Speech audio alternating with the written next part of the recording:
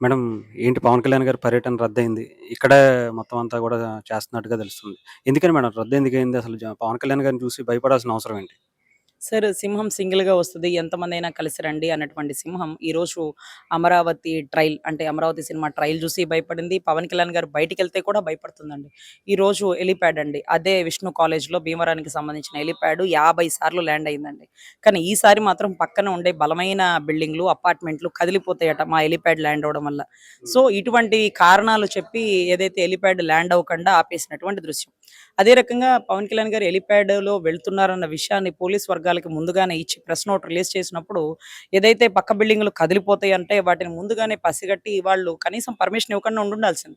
ఆ రోజు పర్మిషన్ ఇచ్చారు. రేపటి రోజు ప్రయాణం బిగిన్ అవుతుంది అనంగా లాస్ట్ టైమ్ గూడా చంద్రబాబు గారు అరెస్ట్ మొమెంట్‌లో హెలికాప్టర్ ఎక్కనీయకుండా ఆపేస్తేనే ఆయన ఆన్ రోడ్ రావాల్సొచ్చింది. ఈరోజు ఎలక్షన్ మూవ్‌మెంట్‌లో ఆన్ రోడ్‌లో జనాలకి ఇబ్బంది కలుగుతది. జనాలు రోడ్ల మీదకొచ్చేస్తారు. లేకపోతే లా అండ్ ఆర్డర్ ఇష్యూ అయిపోతదన్న ఉద్దేశంతో ఆయన హెలికాప్టర్ వాడుతూ సమయం తక్కువుంది. అన్ని చోట్లకి వెళ్ళాల్సినటువంటి ఆవశ్యకత ఉంది అనే ఉద్దేశంతో వాడుతున్న ఏదైతే ఆయుధాన్ని దాన్ని ఖచ్చితంగా వాడడానికి వీలు లేదు. మీరు కావాలంటే తర్వాత సరే ఆ రోజు క్యాన్సిల్ అయిపోయింది. నెక్స్ట్ కాకినాడ వెళ్తారనుకుని మళ్ళీ అదొక పర్యటన వచ్చింది.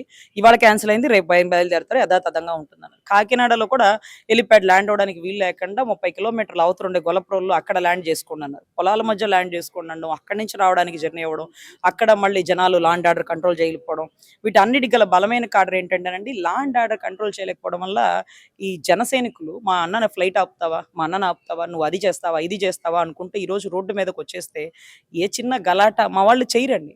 అంటే మా వాళ్ళ ముసుగులో వైసీపీలో దుండగులు కొంతమంది చేరి వాళ్ళు రాళ్లతో దాడి చేసి అది మా వాళ్ళ మీదేసి ఆ కేసులంతా చూసారా జనసేన ఎంత విధ్వంసం చేసేదో జనసేన వాళ్ళు ఉండరండి. మా మా కండవాలు కప్పుకున్న కొంతమంది దుండగులు ఉంటారు వాళ్ళు వైసీపీ వాళ్ళు.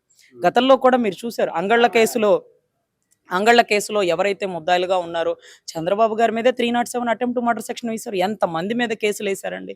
ఈరోజు జనసైనికులు కూడా ఇబ్బంది పడే పరిస్థితులు వాళ్ళని కాపాడడం కోసం హెలికాప్టర్ ప్రయాణాన్ని రద్దు చేసుకొని ఆఫీస్‌లో రోడ్డు మార్గాన్ని ఎళ్ళొచ్చు గదా! కార్‌లో ఎందుకెళ్ళట్లేదు 'పవన్ కళ్యాణ్' గారని కొడాలి నాని గారు అంటున్నారు. మేడం ముఖ్యంగా సార్ ఇక్కడ రోడ్డు మార్గం అనేటప్పటికి లా అండ్ ఆర్డర్ ఇష్యూ అయిపోతుందండి. అన్నయ్య ఎప్పటి నుంచి బయలుదేరెళ్తున్నారు, ఎక్కడికి వెళ్తున్నారు, ఎక్కడెక్కడ ట్రాఫిక్ స్తంభించిపోద్ది, ఆ వెహికల్ ఆపి ఒక్కసారి ఆయన పైకి నుంచొని చెయ్యెత్తే ఉద్దేశంతో ఎదురు చూస్తున్నటువంటి జన సైన్యం గాని, వీర మహిళలు గాని. అసలు ఈస్ట్ వెస్ట్‌లో అన్నయ్యకు ఉండేటటువంటి హవా మీ అందరికీ తెలిసిందే.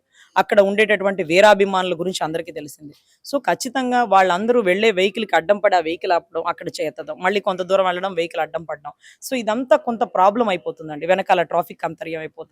అదే కాకుండా ఈ ఈ గ్యాప్‌లో వీళ్ళ మధ్యలో కొంతమంది అవతల వాళ్ళ వెహికల్స్ అద్దాలతో పగలగొట్టడం, ఈ చర్యలు కూడా బిగిన్ అయిపోతున్నాయండి. సో వీటన్నిటికి వైసీపీ వాళ్ళు కారణం. కానీ వాళ్ళు జనసేన ముసుగులో ఉంటున్నారు. అందుకనే అన్నయ్య ఆన్ రోడ్ రాకుండా హెలికాప్టర్‌లో ఎళ్లి అక్కడ మీటింగ్‌కి అటెండ్ అయ్యి, ఆ మీటింగ్ అయిపోయాక మళ్ళీ వెనక్కి తిరిగి వెళ్ళిపోయేటటువంటిది ఉన్నటువంటి అది మనకేదైతే ఉంది ప్రాజెక్ట్. ఆ ప్రాజెక్ట్‌ని కొడాలి నాని గారు కంప్లీట్‌గా 'పవన్ కళ్యాణ్' గారిని టార్గెట్ గానే రోడ్డు మార్గాన్ని వెళ్ళే అవకాశం ఉంటది గదా! 2 గంటల్లో వెళ్ళిపోవచ్చు.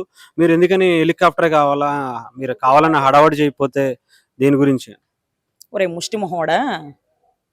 ఏదైతే రేవంత్ రెడ్డి అన్న ఒకసారి అన్నారు. "ఎవడురా నువ్వెవడురా నాకు సలహా ఇవ్వనీకి? అట్టికాయల బండి కాడ మేకలు తిన్నట్టుగా అట్టికాయ తొక్కులు తినేవాడివి, పాన్ పరాగ్ గుట్కాల్లో ఉండేవాడివి. నువ్వు మాకు సలహా ఇస్తావా? నువ్వెవడురా చెప్పడానికి?